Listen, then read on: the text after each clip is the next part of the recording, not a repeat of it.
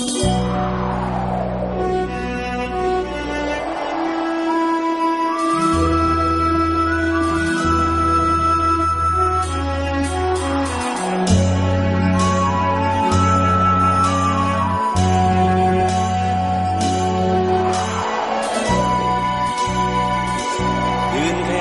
ั่งของ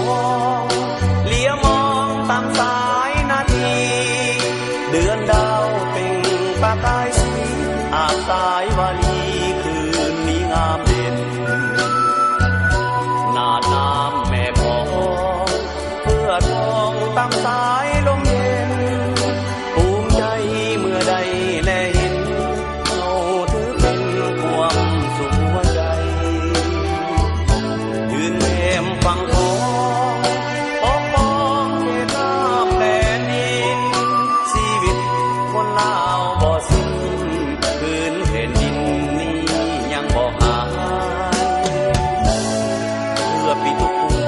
ที่แสนหักได้อยู่เย็นสุขสันต์เพื่อแม่เพื่อคนทักได้นอนดีตาวังแม่หนาวสั่นกายยานักพบป่าซาบ่วันบ่ไหวโอ้แม่น้ำของลาวทั้งมองน้ำดังสายใจน้ำของนาวันเย็นใสลองไหลไปตามแสงสว่างหากผู้ที่มาลวงล้ำหน้าน้ำแม่ของพวกมันต้องคือกระแสฟองแม่น้ำของทางลงลีพี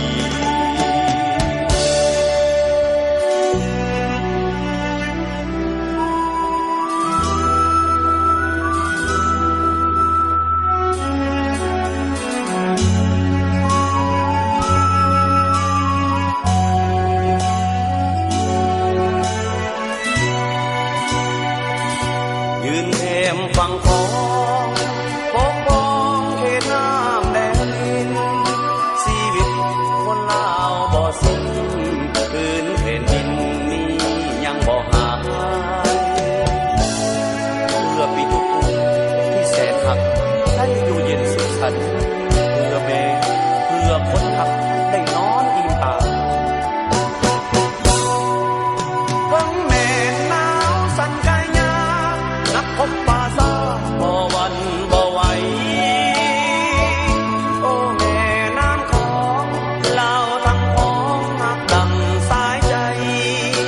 น้ำของนับวันเย็นใสลองไหลไปตามแสงสว่างหากผู้ที่มา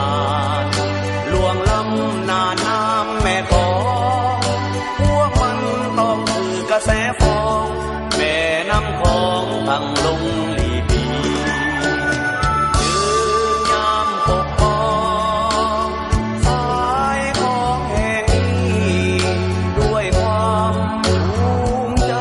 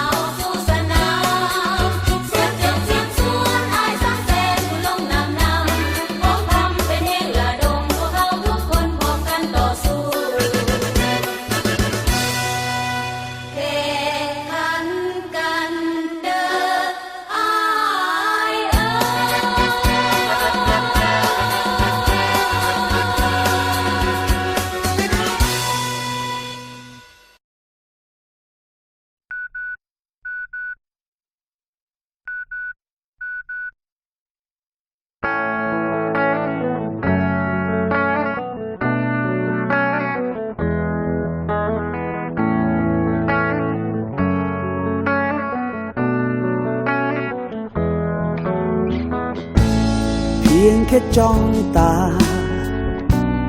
ใจก็สั่นไหวคำที่พูดไปใจบังคับมาอยากให้คุณได้รู้ไว้ว่าข้อความที่ส่งไปกลั่นมาจากใจฝากไปตามสายลมคุณจะรู้บ้างไหมคืนนี้ผมนอนไม่หลับคุณจะรู้ไหมครับหน้าคุณลอยอยู่เต็มฟ้าอยากให้คุณโทรมาราตรีสวัสดิ์พูดชัดๆสักคำว่ารักแค่นี้คงไม่ลำบากเกินไปใช่ไหมคุณ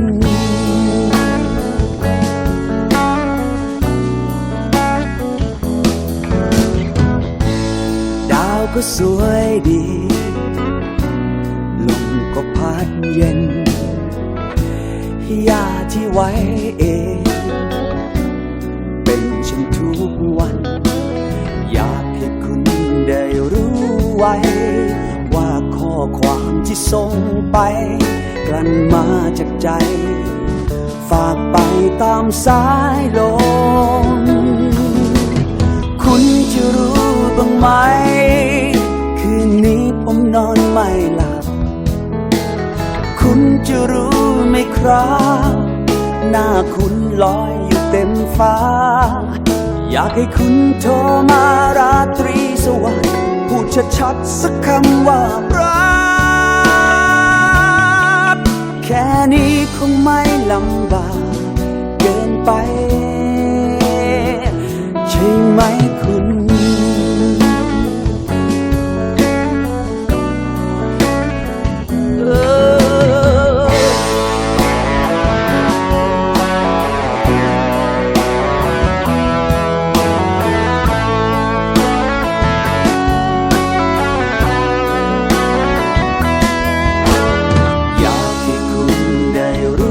ไว้ว่าข้อความที่ส่งไปกลั่นมาจากใจฝากไปตามสายลมคุณจะรู้บ้างไหมคืนนี้ผมนอนไม่หลับคุณจะรู้ไหมครับหน้าคุณลอยอยู่เต็มฟ้าอยากให้คุณโทรมาราตรีสวัสดิ์พูดชัดๆสักคำว่ารักแค่นี้คงไม่ลำบากเกินไปใช่ไหมคุณ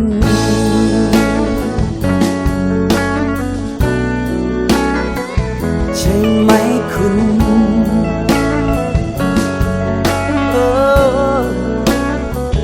ได้ไหมคุณ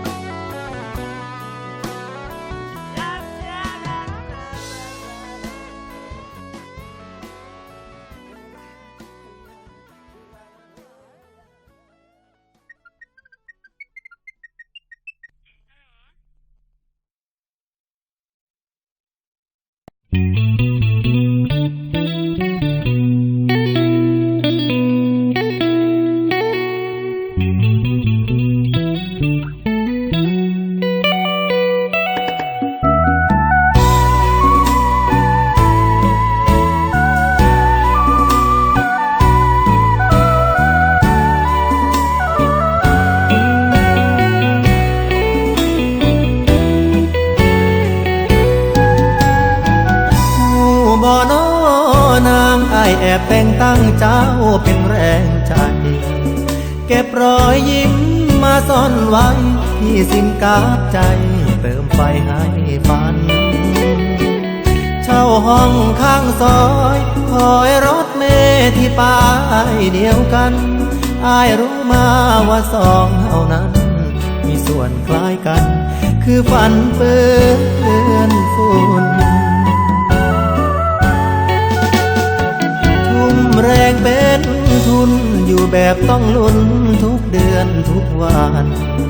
ที่หวังก็พังอย่างนั้นภาพฝันนับวันรอการสิ้นสุด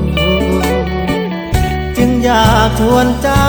นำฝันสองเรามารวมลงทุนสร้างหวังบนทางสายฝนเอาใจคำจุนลุ้นลุยงานหนักให้น้องเป็นหาอายอาสาเป็นแหอายเป็นคนหาเจ้าคอยเก็บแบ่งสร้างฝันด้วยแรงที่อุ้มด้วยรักเห็นดีนำบ่หรือมีแล้วบ่คนที่เจ้าหาส่งยิ้มแทนการรับปากก็ได้เด้อถ้าอายกันตกลงบ่นางถ้าอายแต่งตั้งเจ้าเป็นหวานใจขายความคิดนี้ฝากไว้เป็นการบ้านใจให้ลองช่วยฝันอย่าตัวกันเด้อถ้าน้องมีคนชายในฝันแต่ถ้าน้องเห็นงามตามนั้นเรามาสร้างฝันร่วมกันเด้อ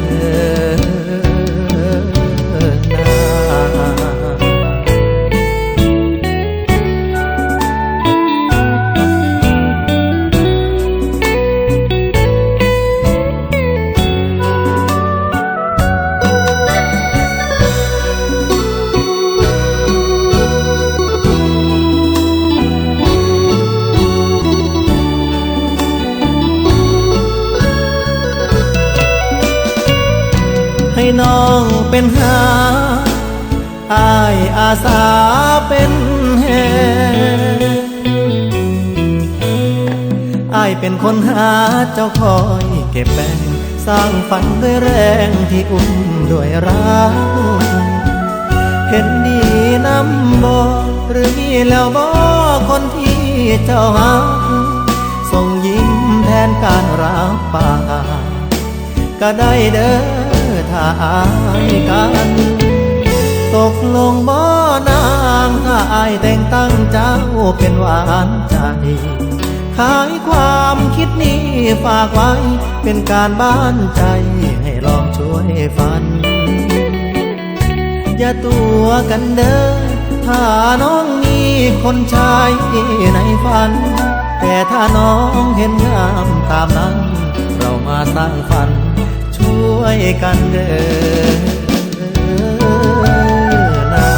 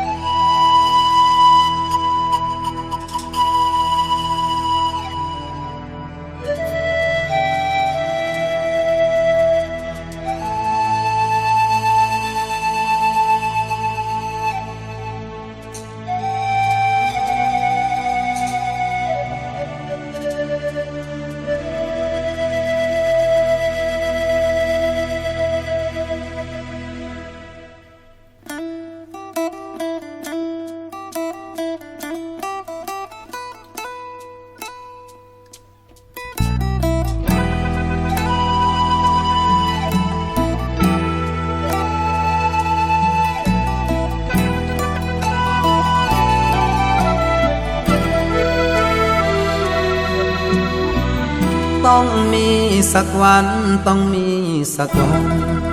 ท่องคำเติมฝันปลอบใจรอวันที่คอยแสนไกลวันที่ทุกอย่างเปิดทางให้สมดังใจ